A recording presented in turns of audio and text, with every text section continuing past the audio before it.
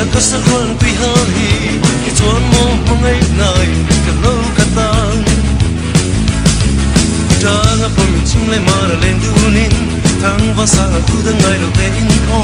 đi theo gió nuôi lên đeo lên cái chuan mô từ ai sao kim về anh chuan một thật đắng chuan một thật đắng son mẹ phải chia chân thắm thì được giang luôn để chung là do nên không về lá chuan một thật đắng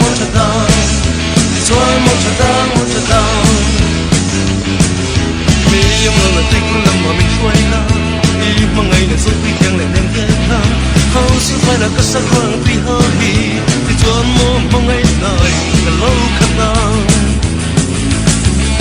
càng bỏ miền chim lên mà lên du nín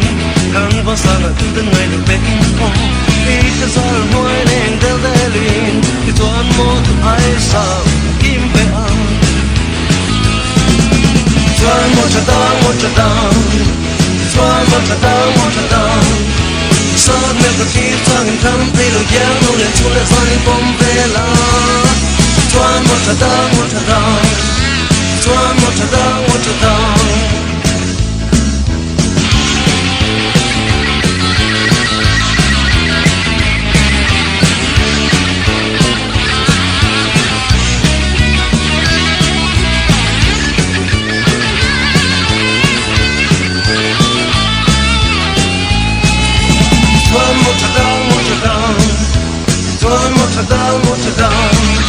son mẹ phải khi thăng thắm thấy được giang luôn để chung là do nên không về lá